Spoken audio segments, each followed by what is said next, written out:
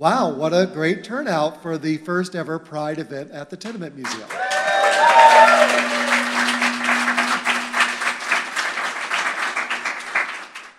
Now, pretty much everybody knows it's Pride Month, and I know how I know that because yesterday my partner brought home a Pride Month t-shirt from Banana Republic, as well as my fabulous Pride socks.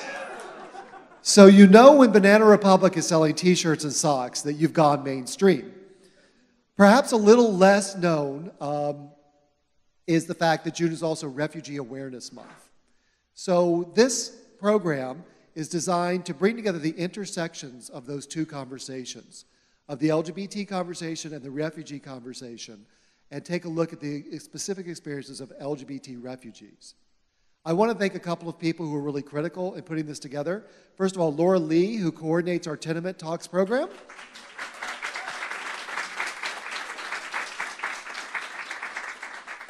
And secondly, I am blessed to work with an incredible team here at the Tenement Museum. If you work at the Tenement Museum, raise your hand and get the applause you deserve.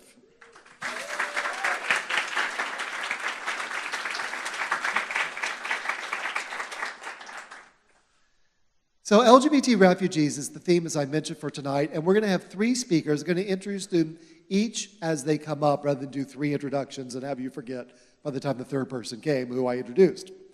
So the first person is a new and inspirational friend of mine, Amon LeClair.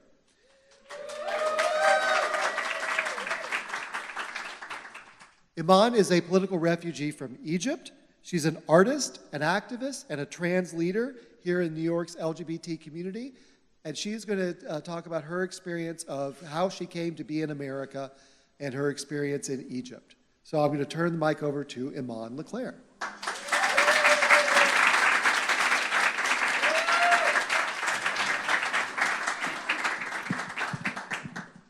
going to take my shoes off.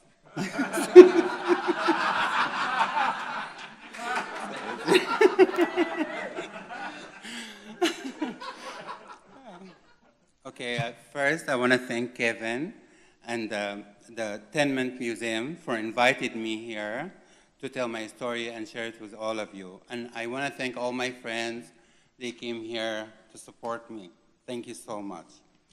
And I'm dedicated this speech to all my friends. They get killed in Egypt. My name is Iman Le Caire, born Ayman Qasim in Cairo, Egypt. First, let me tell you about my story in Egypt. When I was a young boy, very feminine, my family started dressing me up as a girl, and they were very happy with how they dressed me, and they were very supportive of this. Until the day when I was 8 years old, I got raped by my neighbor. And it was start the hell from that time with because what happened, the mother, when he was raping me, she saw everything. She came to the house, she started screaming, and she called my mom. And we live in a very poor neighborhood, so everybody heard the scream, and everybody knows what happens. So I was targeted in my street for rape, bullying, beaten up, bashed, everything you can imagine. I decided to leave my family after my parents died, and I went back to the city in Cairo. I was sleeping from a sofa to a sofa, selling my own body to get money, to achieve one dream, to become an artist and a dancer. But that time, we were under the regime of the Mubarak regime, and it was a very horrible time for gay people. You hear about people getting killed, arrested, disappear, and you do not know why. So you're always worried. And I was a victim of this. I've been to jail for 2 years, in and out, for 2 years.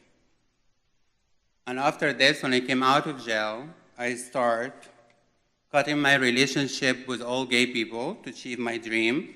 And I was at the Cairo Opera House killing myself to dance, and in the end, they accepted me at the Contemporary Dance Theater in Cairo Opera House. I became a choreographer and did music video with famous Egyptian pop stars and singer, and even I did a Pepsi commercial. I decided to leave everything behind. My friend called me and he told me the secret police, they were looking for you. And when you hear that word after what I've been through, I decided to run and not to look back or to ask why. I got a visa. I was granted a visa from the American Embassy. I just got. I took the first plane and I come to the US. And I left everything behind. I was in the New York Film Academy for 2 months, and I had my living situation, it was good. I didn't have any problem for 2 months, but also initially, after 6 months, you have to leave the country. So I didn't know what to do. I didn't know how to meet gays, how to have any source of any communication with anyone. So I came up, I was in the hostel, I was living in Brooklyn Heights, I'm in this hostel, and I came across a magazine called Next Magazine, and that was a list of bars, and I choose one bar, it's called Katie Shack. And I start, this is a true story. And, and because I was in Brooklyn, I say, look, you know what, and I was very desperate, so I say, go have a drink, and maybe you meet a gay person, or you just tell them what happened to you. And this is what happened. I went to Katie Shack, and it was a lesbian bar. I didn't see any men. And I sat in the corner because I didn't want to bother anyone. I didn't know what to do. And then Romy, she's here today, and she came to me, and she told me, why are you sitting by yourself? Why don't you come and join us? It was her birthday. And I decided to be with them and join them. But she felt something in me that I'm closing up, and she started opening me up, and I told her all the story. And she was very, very touched by me. She adopted me, and she introduced me to her family. She introduced me to everyone around her. And even she gave me shelter. I stayed with her. She find me a lawyer. It was a very expensive lawyer. It was to be $10,000. And she was the help that I was waiting for. But also I think the reason for me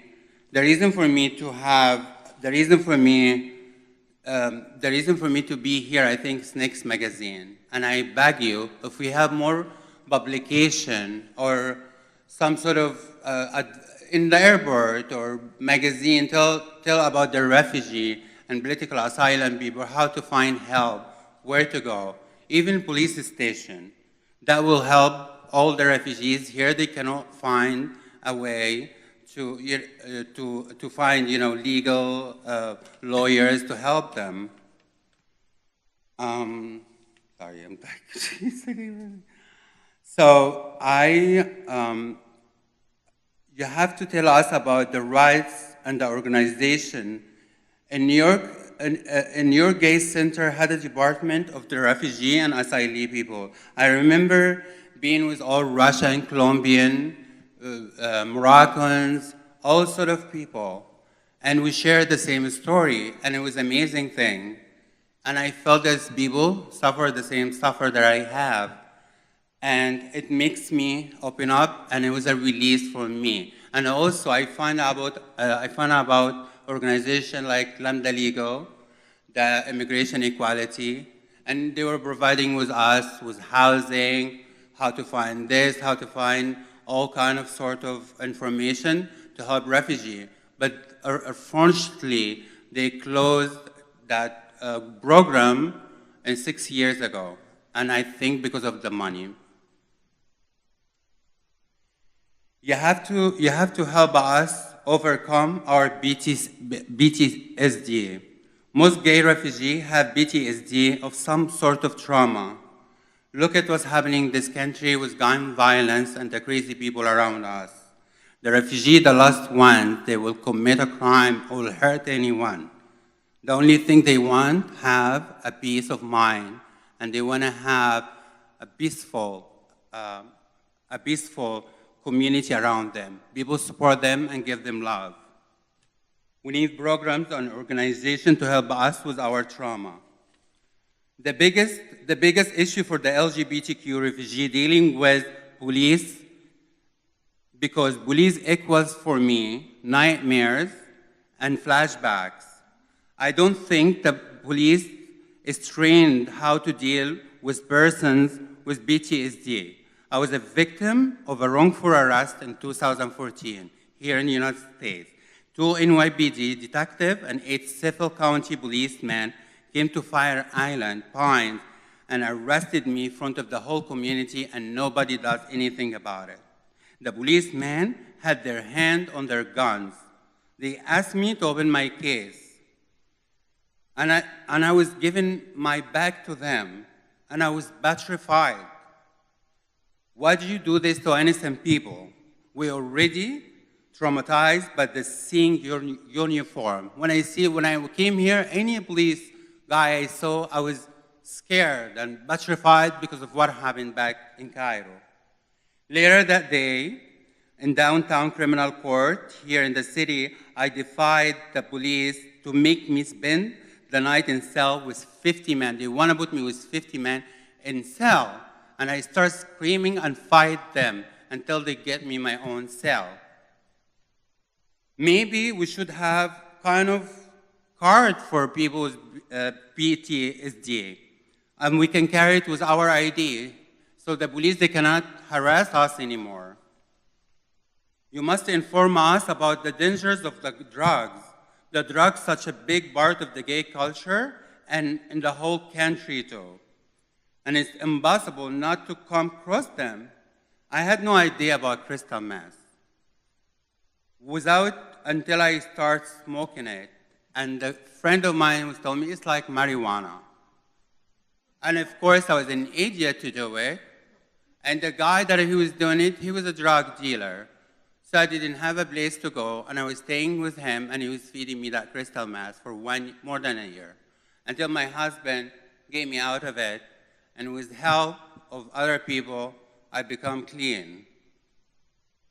The young refugees coming to the US are vulnerable and naive, that they can easily and quickly fall into the trap of drugs. Often gay refugees end up selling their bodies and even become dealers. Finally, you have to help us to learn how to live with our past and share our story. I'm fortunate to meet Virginia Goggin. She's here today. She's the legal director at the Anti-Violence Project. Thank you for all the love that you give for the gay community and especially the trans community.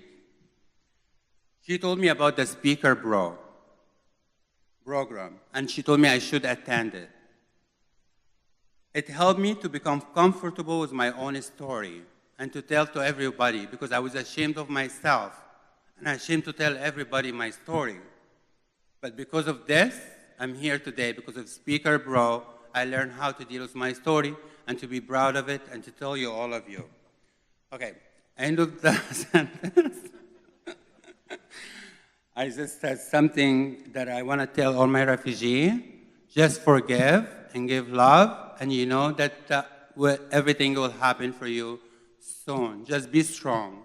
And also lately, in Facebook and my friend, because of my accent and the way I talk, they will be comparing me to Cardi B.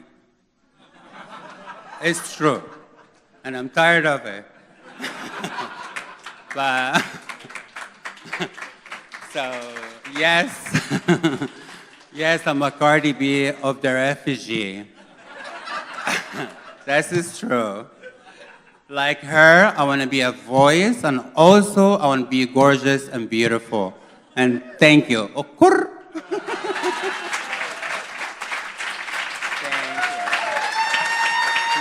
you.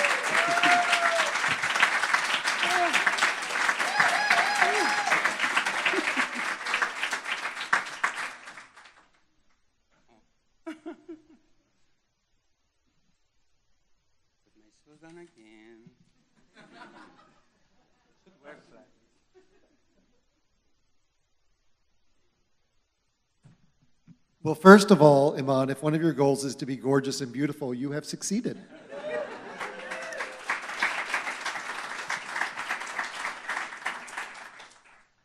Our next speaker is Subhi Nahas. Subhi is the chair of the board of the Spectra Project. He started his career by advocating for women and children's rights in Syria. Now he works to promote the awareness of the needs of refugees, LGBTQ refugees in particular, and strives to provide these refugees with the services and protection they need. Before coming to Spectra, he worked with the Organization for Refuge, Asylum, and Migration.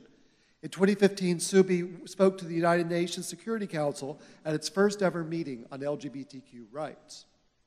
Briefly about the Spectra Project provides support for LGBTQ refugees in the Middle East and Northern Africa while they are in countries of transit or those who are stuck under direct threat in their countries of origin. So to tell us a little bit about the region from which Iman came and the conditions that we'll find there, we'll hear from Subhi.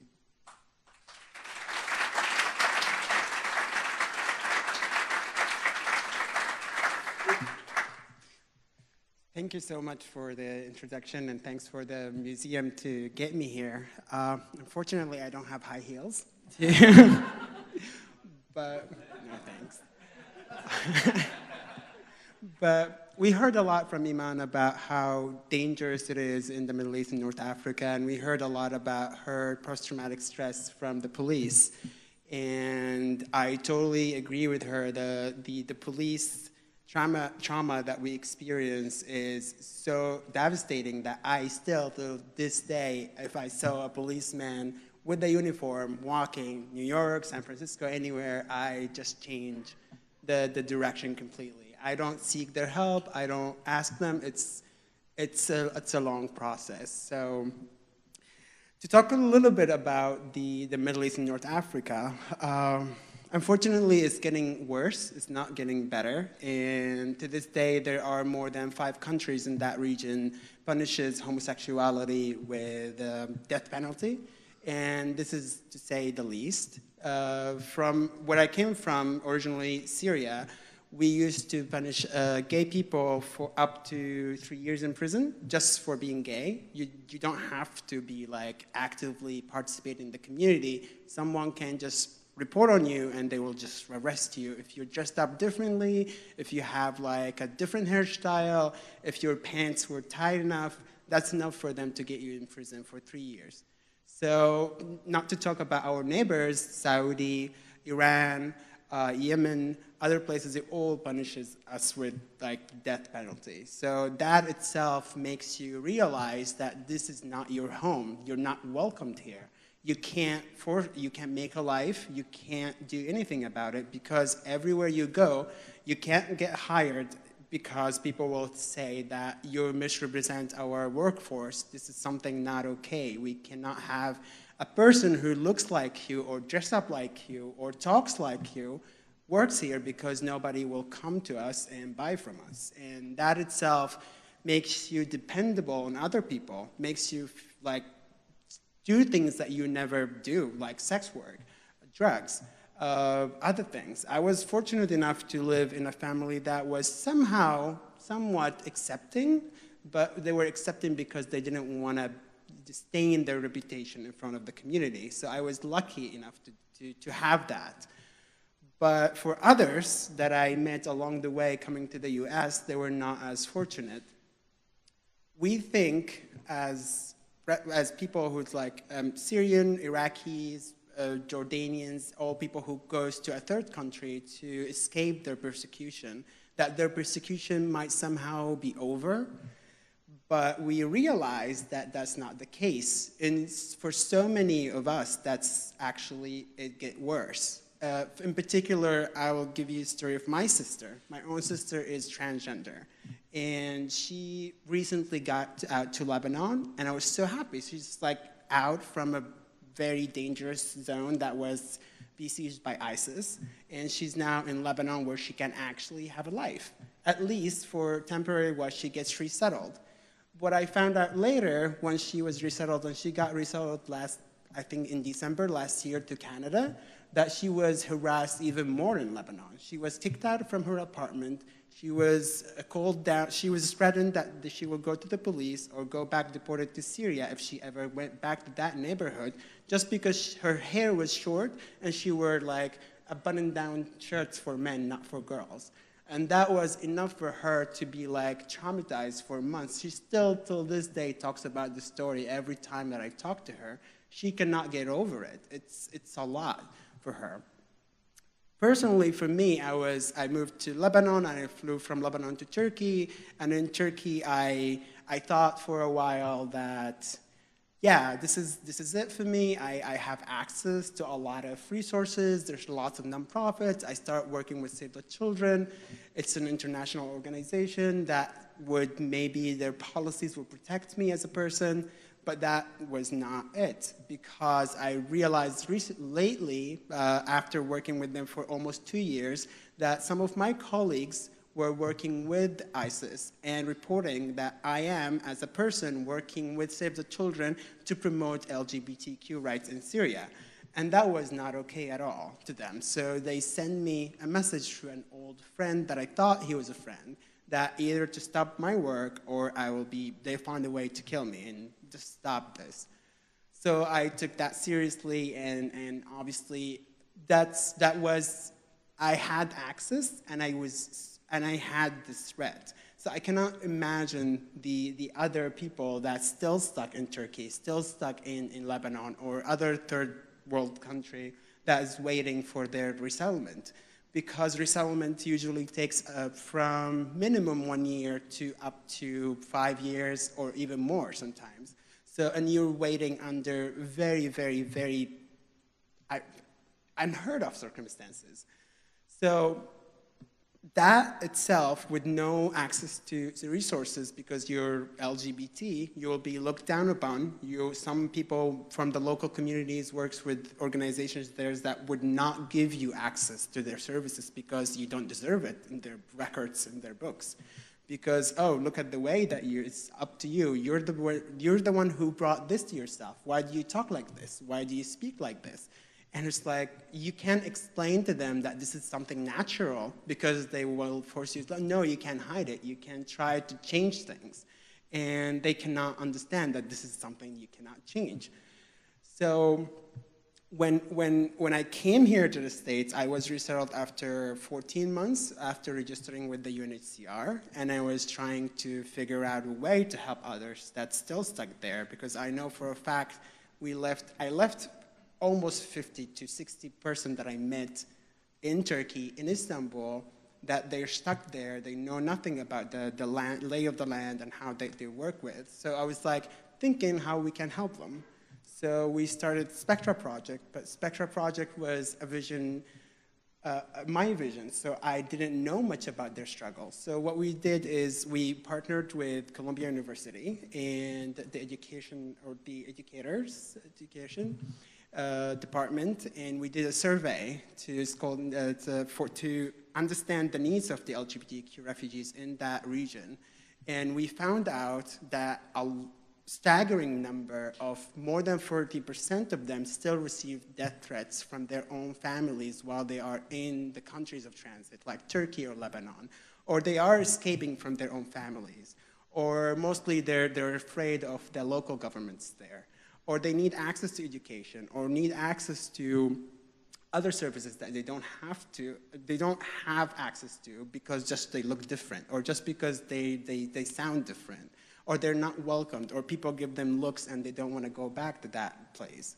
So we found out that they're even like education-wise, it's like even universities and schools are not very welcoming, and those are governmental facilities that should be open to everyone.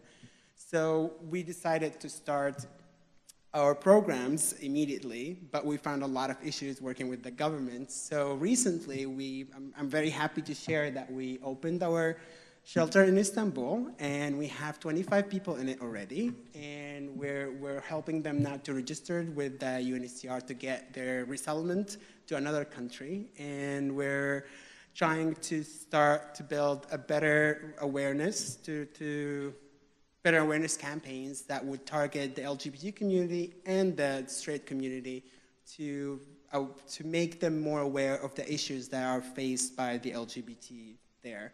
And hope that this will change. But yeah, the region is still a very dark, dark place, and we need all the help that we can get to better that and to make a better change, or maybe start moving things in the right direction. So that's what we do, and as this talk is a part of our awareness program, so thank you so much for being here, and thank you so much for listening, and yeah, thanks.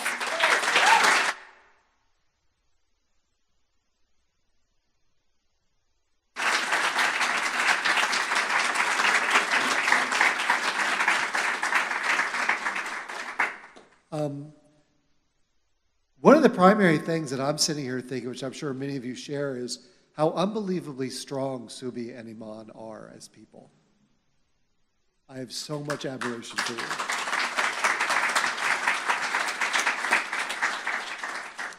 Our third speaker is Erin Morris. Erin is Immigration Equality's Executive Director. Prior to becoming Executive Director, Erin led Immigration Equality's law and policy programs, supervising their legal services, impact litigation, policy advocacy, and lobbying efforts. Before joining Immigration Equality, he was an immigration staff attorney in the Office of Legal Affairs of the United States Court of Appeals for the Second Circuit. In 2017, he was honored with the Peter M. Cicino Award for Outstanding Advocacy in the Public Interest. A little bit about Immigration Equality. Immigration Equality provides advice and legal services to the thousands of lesbian, gay, bisexual, transgender, queer, and HIV-positive immigrants seeking refuge, fair treatment, and freedom in the United States. Please welcome Erin Morris.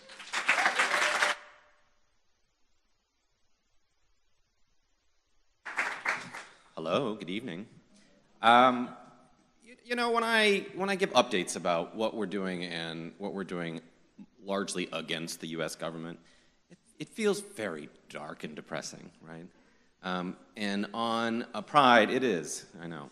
And on Pride Month, I also want to recognize how beautiful it is to be an out gay man in New York City. And to feel privileged and to feel welcomed and to feel with a sense of community, to have access to resources, that it's something that we had to fight a long time to get, right? And it's something that we must fight very much to preserve. No matter how much the government is resourced to come for us, no matter how stacked the courts become or the Supreme Court goes one way or whatever, there is a lot that we have built, and it won't disappear overnight. I also want, quirkily, to note that I, though I was born in Missouri, am Lebanese American. And I was like, Kevin, you've invited all of these Arabs. Thank you very much. Talk about community and solidarity. So I guess I'll start with good news. So gender identity and sexual orientation are protected under American immigration law. If you can prove that it's too dangerous to be deported or to go back to the country of your origin, and you jump through a lot of hoops along the way, you may be eligible to be resettled here as a refugee or to get asylum status in the U.S. That seems unlikely to change in the near future. Right? There are circuit courts, there are lots of courts who have agreed that that is fundamentally protected. What has been happening is that the President and the Attorney General make it much, much harder to achieve that status. So one of the last things the Obama administration did was to declare a number of refugees we would resettle. And it was more than any other nation. Does anybody know what that number is? It was more than 100,000. And one of the first things this administration does is to cut that in half. And you know, I was speaking to the only refugee we resettled from Libya, I think in 2015, maybe 2016. And I talked, he's a gay guy, which is, I think, why he was resettled. And I talked to him and I said, what effect do you think this would have on refugees trying to come here? And he said, people look to America as a shiny place to come and start again. They look to us for safety, for freedom, because this is our reputation, right? And they live every day in a refugee camp, hoping and hoping and hoping that they will be chosen. And when you cut the number, it hurts our community. And he said, what we give people is hope. And so even in the dark time now, we're still doing it. You know, God bless you, Virginia Goggin. I know you're getting a lot of love today. Clement Lee, too, in the back. I mean, there are people who work every day to save our community, and it feels amazing. Now I'm going to go a little darker, because I think you should know what's going to happen, right? You know, the Attorney General has this strange power over immigration, because immigration is largely in the executive branch. Of course, Congress has the power to pass laws. They don't do that a lot. You know, we can talk forever about why the DREAM Act hasn't passed. That's the most ridiculous thing. But the Attorney General has this power to say, I would like to review a case. And the case goes to him, and in his power, he can make new law. And he is doing this rapidly. And he is sitting on a bunch of cases that will dramatically change our ability to do this work. Good news, legal services programs are still winning cases, but it's taking longer and longer and longer to do so. So that 10 years ago, more than 10 years ago, when I filed my first asylum case, we would have to scramble to get it ready on time, because we would have, between the time we filed the case and an interview, maybe 6 weeks. Now, in New York, there's a group of people, thousands of people, who have been put in a backlog, and they will not get an asylum interview. Currently, they will never get an asylum interview. And being in that strange limbo is a really unpleasant place to be. You can't start your life, you can't get a job, you don't feel safe. You don't have access to the benefits that everybody else has. It's hard to live here. You can't reunite your family if you have children abroad. We're representing a Cameroonian lesbian in Atlanta, because we were based in New York, but we are national in scope. And she hasn't seen her 2 kids in 3 years. And she is from Cameroon, and she is a lesbian, and she is going to win asylum. What she needs is her day in court, right? And so a lot of what the government is doing is to break the system apart. There are something like 600,000 cases in the immigration courts waiting for their day in court. I went in New Jersey to court with a woman from South America, a lesbian, who has been waiting for her court date for 2 years. And we got there, and the judge says, 2022. That's when her trial will be. 2022! And at the same time, the Attorney General has created a quota system. I'm going to get back to good news. At the same time, the Attorney General has created a quota system for judges. And so judges who close cases quickly will be rewarded, and judges that give people actual trials, right, due process, will be punished. Why would the Attorney General do that? What does that incentivize? Mass deportation, right? So there are judges at the border who can literally push people through. You know, there are these hearings where people say, who would like a deport order? And there's just a roll call where people raise their hand because they don't know what's happening. And those judges will be rewarded, while the judges, for example, in New York, who often would say to me, I can do 1 trial in the morning on a good day and 1 trial in the evening on a good day. And their quota has just ratcheted up to 4 to 6 per day. How can you do 6 trials a day? That's absurd. And the judges can't say anything about it publicly, right? So there's a judge that, the only judge, which is the head of their union, that does. And she has a saying that I think is really powerful, which is, we are deciding death penalty cases, because that is what we're doing in a traffic court setting. We are under-resourced, we need help. Some of the judges are phenomenal, some of them are awful. Some have 90% grant rates, some have 99% denial rates. And that also isn't right. That's not due process. And where your case is matters a lot. I keep promising to get back to good news, but we're going to go darker for just 1 second. Queer people who present themselves at the border are immediately detained. It happens to all people. But for certain populations of people, being in an immigration detention facility, which is no different than prison, it is exactly like prison, is really dangerous. When they put, especially trans women, in a men's facility, they are going to be sexually assaulted. It is almost a 1-to-1 ratio. The Center for American Progress just culled a bunch of information, which they had to fight like hell to get, because the government doesn't release information anymore. And the numbers that they had, they showed me first, and I thought, that can't be right. And so they went back to their statistician and they confirmed the numbers, because queer and especially gender nonconforming and trans people are 97%, no, 97 times, not even percent, 97 times more likely to be sexually assaulted in that environment. And it's harder and harder to get people out. The good news is those of us in legal services have not seen a reduction in our win rate. So Immigration Equality, which takes all kinds of cases all over the country, maintains a 99% success rate. But that's because we have a lot of resources. People who go pro se, people who have no attorney, lose a lot of the time when they should not lose. And as the government makes it harder and harder and harder to win the cases, we collectively need to find a solution for those people who have no lawyer.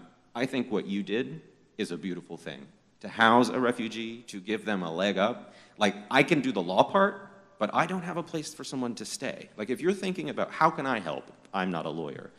Stable housing, mental health services, physical health services, someone to have coffee with. Like, these are the most common requests that we get from clients. Like, if you want to make a difference, just sign up to take someone to the movies. When someone's released from detention, we have to have a place for them to go or they can't leave. So even if the government wants to let them out, if we can't identify an address, even for the short term, they won't get out of the detention facility. And they can't stay with me, right? Positive things. There's a lot of anger for what's happening to America. There is a lot of mobilization. And I don't just mean with like midterm elections. I think we are about to see a groundswell to the other side. People are mad as hell and they're not going to take it anymore. And I feel like what we need to do is not to lose that fury. Do not become fatigued, because every day does seem like it's bad news. But that should incentivize you to change it. Take a day of the week where you don't watch the news. Fine, do that. Everybody needs a mental health day. But don't tune it out. Because what happens to immigrants, what happens to refugees, matters to us, because they bring resilience, they bring creativity. They are the reason why this city in particular has been so successful. And to demonize the undocumented hurts all Americans. So that's my pitch, that's my pep talk, if that's what that was. I think, I'm happy to answer questions about law or policy. It's what I do, it's what I love to do. And it feels really good in this moment to be part of that movement. Thanks.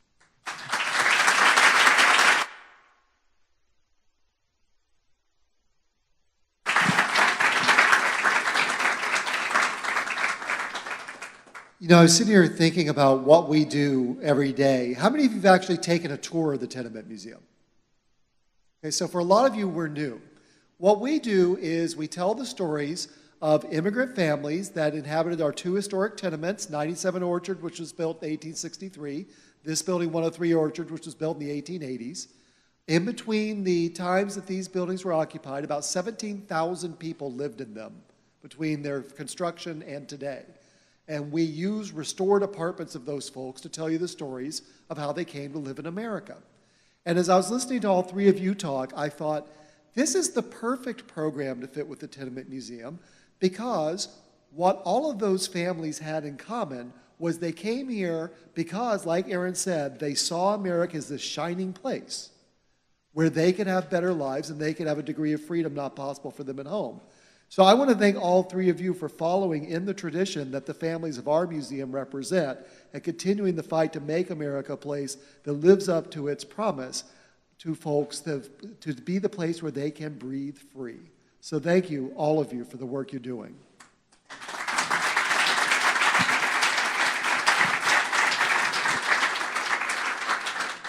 I'd like to open the floor for questions, if people have them, and if you're not too far away, or even if you're far away, I'll run to you with the microphone.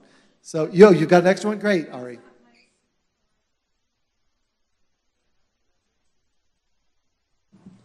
This is working? I love this idea that when in need, go to a lesbian bar, find a lesbian.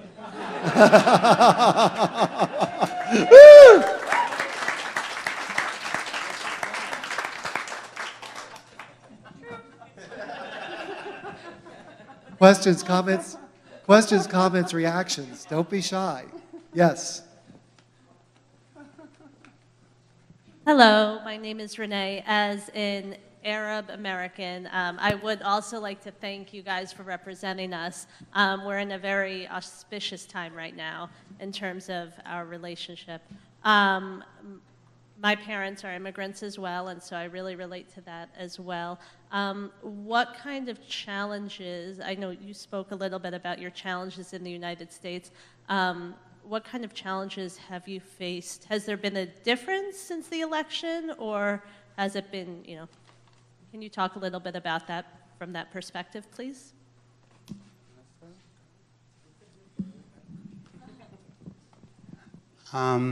I think the challenge is that is also for trans people, especially trans people, scholars, especially all trans. Every day we have challenges. Harassed by people, calling us name, and now it's getting worse.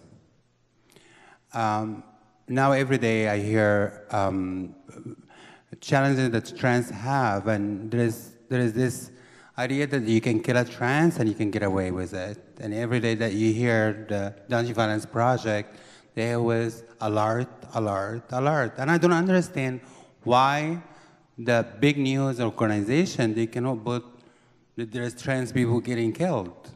You only hear it in Facebook or YouTube, or you just find it in very local channel. Why you cannot have it on CNN or MSNBC or a big news channel to warn people about that we're in danger now? And I have a very good system around me. I have very good friends.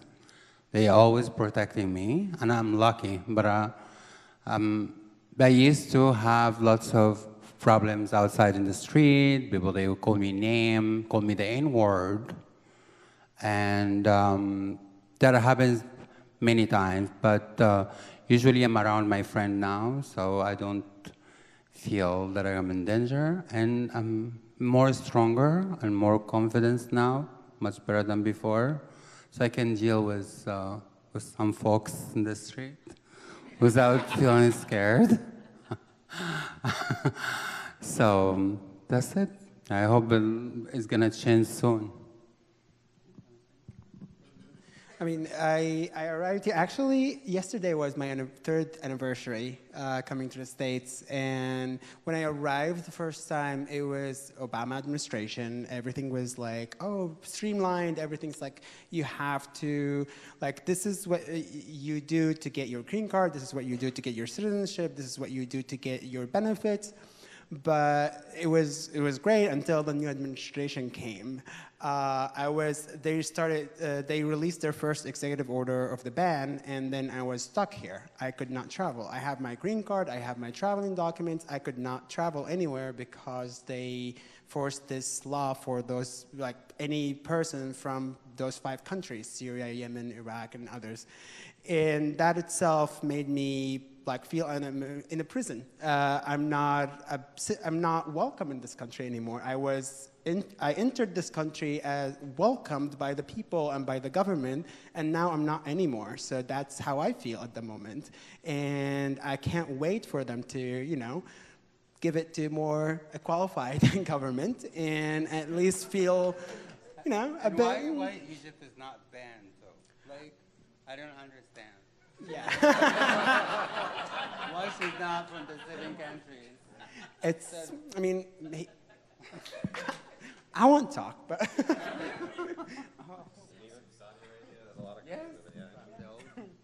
But yeah, that's mostly it. And but I live in San Francisco. It's one of the most liberal, open cities to LGBTQ people. I never felt threatened in the street, but as much as I would like to believe that's the case or the truth, there are a lot of news coming out from the local papers or San Francisco Chronicles of gay couples. It's the stigma and the harassments in the street, the beating up increased, And it's people saying, oh, this is our government now, you have to deal with it. And a lot of people in the safest area, around the Castro area, last month, a couple was beating up and they were taken to the hospital. This is our neighborhood, and we don't feel safe in it anymore. So I hope this is gonna change, and I hope that for soon, but yeah, this is just what we live in now, and we have to adapt to it until it's gone. Other questions in the back. I'm going to come back to you back there. Thank you. Hi, my name is Kevin, and I've been volunteering with my church and through First Friends of New Jersey, New York, helping a gentleman through accompaniment, going to visit him at Elizabeth Detention Center in Newark. And it has been one of the most fulfilling volunteer jobs ever. The guy, he knows I'm gay. He's straight. He's a Pentecostal minister, but he calls me his twin. And one of the hardest parts was when he called me the day that when he saw President Trump talk about shithole countries, and he was one. He's from one, and so can you imagine trying to wait, coming to the shiny, beautiful America and hearing that? But my question for you is, because now I know how often people are coming into detention and often they're overflowing into county correctional facilities, how would you even know if an LGBTQ person arrived and declared asylum, so that someone like me, if I wanted to help an LGBT person, is there any way for them to contact you? It's really hard for anyone in a detention facility to access the outside world. That's what I will start with. We collect calls from everywhere, and so we are eager to pay for them. I mean, we have limited resources too about who we can directly represent. If you are in a detention facility, it is a much more, for an attorney, resource-intense moment because you're in prison, right? So the lawyer must go to see you, the lawyer must gather your evidence, the lawyer must do everything. And so we will always have a detained docket. But I think what for us the future will be is to give people legal advice while they're in detention, to explain to them, because a lot of people have told us, like, I don't even know what's happening to me. I think I'm in prison because I came here without permission. And the answer is, that's not really what's happening. You're in a proceeding where you have the right to claim for asylum. Like, explaining this to people who don't know our system is a remarkable benefit. And to give them basic ideas about, here are some tools that you can defend yourself, and we will hustle to trying to find you a lawyer, but you shouldn't count on that. There are lots of, at least in the New Jersey area, there are lots of nonprofits that do screenings, but people have to self-identify as LGBT. And they don't, if you came from a really dangerous country, the last people you want to tell is the US government that you are a queer person, right? Like, because if all you ever had was terrible experiences, there's a reason why you wouldn't do that. So, I'm very happy. The American Friends do lots of screenings, and when they find someone they think that may be appropriate for us to help, then they'll forward to us. They're very queer positive. There are other groups that I'm a little more suspicious about, which I won't name names, but even if you are working for a more religious, more conservative group, I mean, I think that there's if you're going to go in this line of business, you want to help the person. So you must self-identify. We've tried very hard to get the government to track individuals by that, so we can demand the information. For a little while, we got a concession that they would track self-proclaimed transgender individuals, but there's even a greater incentive not to come out as trans in detention for lots of reasons, because it's really dangerous. So I don't have a perfect answer for you, but if you know someone who's in need, we'll always have a conversation with them. Hi, my name is Fandi. I'm from Indonesia. As probably some people would know, Indonesia is a predominantly Muslim country, and I come from a Muslim background, but I'm an atheist. So I can see, and I see that a lot of hostilities towards LGBTQ community is actually rooted in religious values, and I see that in Indonesia as well. For example, I can share that 10, 20 years ago, there was an Indonesian entertainer who is a trans woman and wearing hijab, actually very famous in Indonesia, and she had a show in TV, some religious show even. So, but this is like 10, 20 years ago, and over time, the country becomes very, very religious, and probably, particularly after 9/11. I was just wondering how, this is probably too personal for a public setting, but how's your general feeling towards religious and, religious people, just in general? If you don't want to answer, it's fine. Thank you. Anybody want to take on God? Well, Religious, by the way. it's cool. I came from almost the same background. I grew up in a city that is not just majorly, everyone was Muslim, except my few families, and one of them was my family. So I grew up as an atheist person, and I felt never welcomed. But it's, to be like saying it's like, that source of homophobia is rooted within religion is a bit misleading, because it's mostly about what they pick and choose and how they interpret it. It's not about how accurate it is. I mean, I read the Quran. My native language is Arabic, and I understand it. So when I read Sodom and Gomorrah, the Virgin in Quran, it was completely different. There was a very specific text saying like, men should not lay with other men, and then God flipped the earth and killed everyone, but there was nothing indicating that they are actually LGBT people or like a community. So the interpretation that came after, which were 7, they all condemned LGBT people, and I think that's the source. There's no actual real interpretation of the verses that talks about Sodom and Gomorrah in Islam, and it's not something very, it's not hip to be like talking about LGBTQ yet in the MENA region. So that, another thing is like, and it's still used by governments as a tool to control people. So for example, our government, once everything started back in 2010, what they accused all the demonstrators in the streets, they said, oh, those are LGBTQ people. I mean, they used derogatory terms, but in the streets asking for their rights to justify the violence, to say, oh, we're okay to kill them, or we're okay to shoot them, or arrest them. And it's been like, oh, we're protecting your families, your children from those perverts, and this is how they won some of the public opinion. And it's been used, I think, through history like the same. But if we're going to look at the actual text, it's going to be a different story. So I hope that would be a good answer, but if you have. Well, my family are Muslim Brotherhood, so I lived in a tent. All of them were very, so that's true story. So they all like covered up, and I have to go there was a mosque in front of our building, so I have to pray 5 times a day. And I was very quiet. I never talk at all. And the whole family, they were very religious. But I always used to go to this, Sufism? Yeah. So this is kind of my religion, because it's kind of, I believe more like I believe in that kind of like trans God that exists, that for everybody, and make everybody feel welcome. I don't believe in make difference between Christian or Jew or anything like this. That's why I left my family too. And for me, I have to kind of cope up with them, and just to make them live in a lie that I'm kind of that Muslim, that I believe of what they believe, just to secure myself and not to get my head chopped or anything.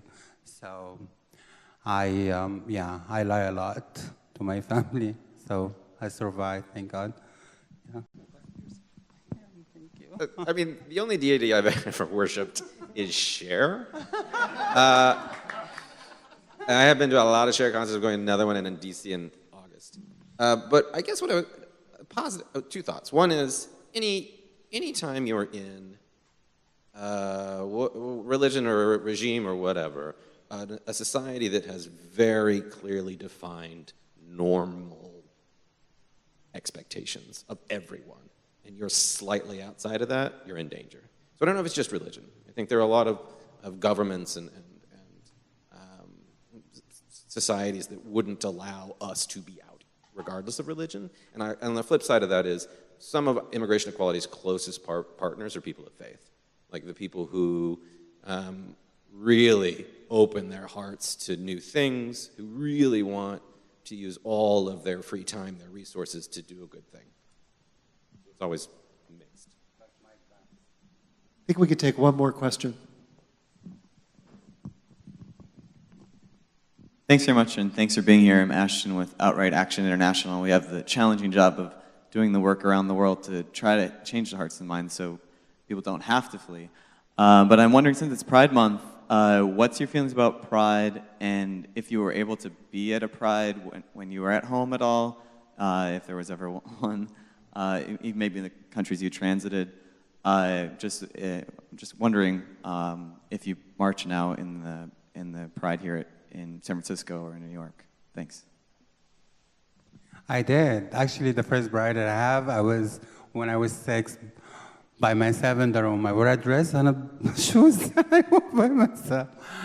Actually, the Anti-Violence Project, I was with them on the float, and I had the amazing Pride ever. I was on the float, and it's the best thing that you can give to our community. I felt, my God, when I came here and everything changed, and I started to know everyone, and first Pride for me, it was like, I don't know how to tell you, it's like I was dead and I came to life. It was the best thing I ever have, and I will never forget that moment. I was even wearing wings and things. I felt I was gonna fly. So that was the best moment for me. I mean, I hope it's gonna stay forever. And this new administration, it will disappear forever too. So hopefully everything will be okay. What about you? I mean, my first Pride was in Turkey. It was the last Pride that was allowed by the government. I was fortunate enough to be there. And it was, I think, 2015. And then it was the next one when I left the country was targeted by water guns and tear gas. And still, it was not allowed, using Ramadan as an excuse.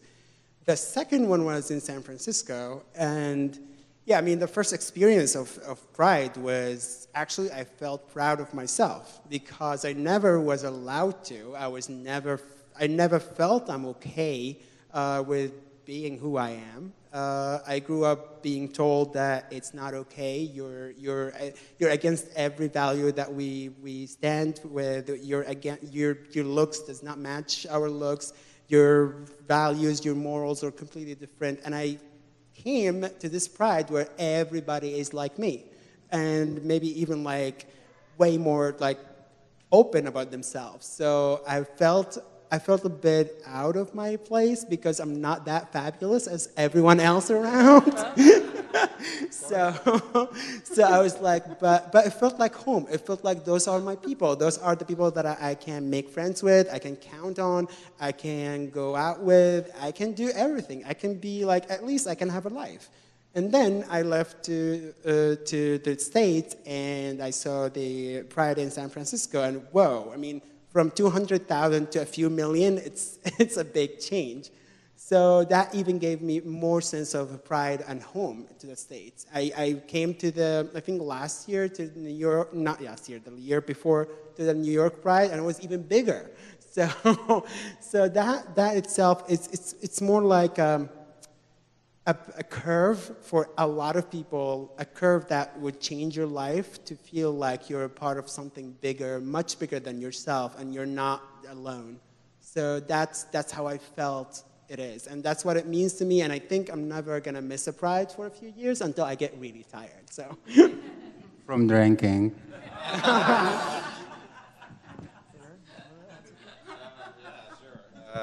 Oklahoma City, mid-90s, it was really hot. It was my first Pride. New York Pride is phenomenal. I mean, it's such a remarkable tapestry of who we are, and you think, well, where were all the like middle-aged black lesbians like this whole time? And then you see like 500 of them marching together, and it's so empowering and beautiful, and dykes on bikes, and like you know, all of the schools that walk, and it's just it's there are a lot of us, right? We are in every part of the world and in this city, in every borough, in every ethnicity, in every religion. And for us all to come together on one day is pretty remarkable. I'm going to ask one final question of our panelists to close.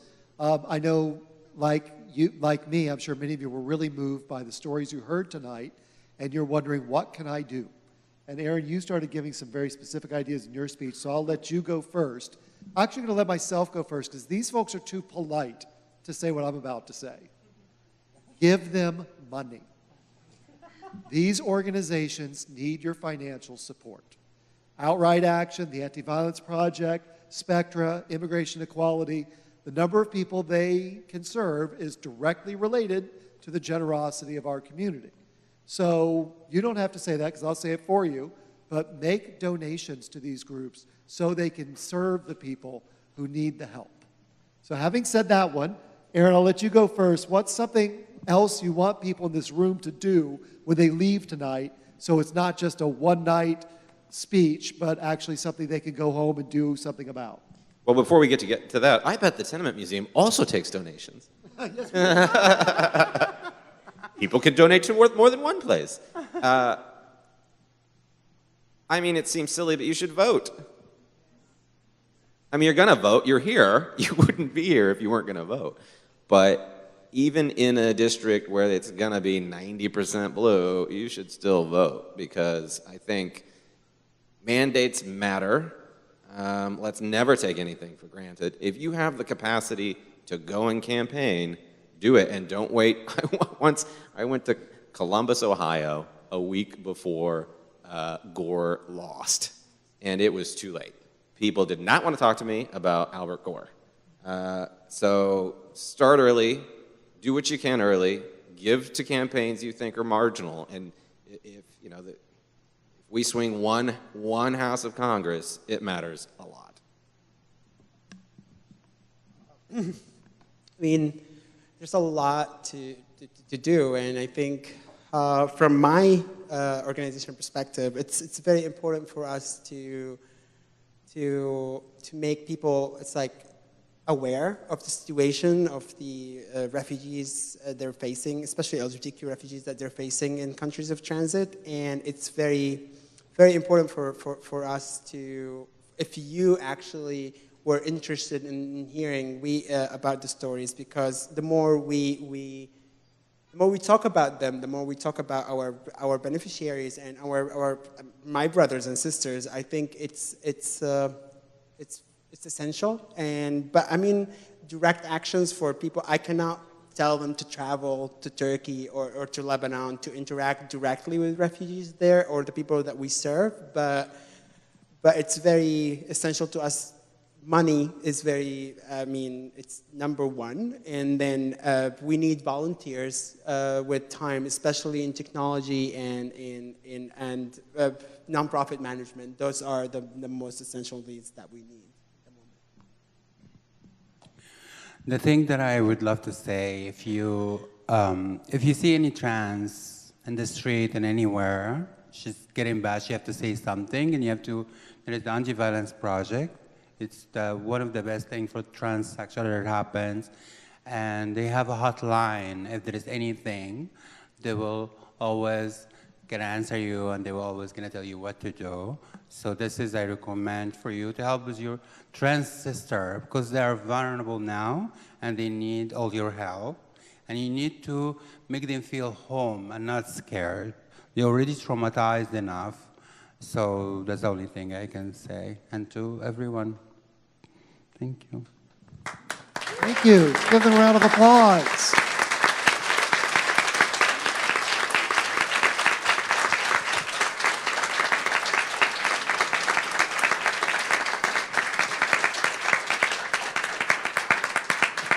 Happy Pride Month, happy Refugee Awareness Month. If you haven't taken a tour, come back and take a tour. Thanks for being here tonight.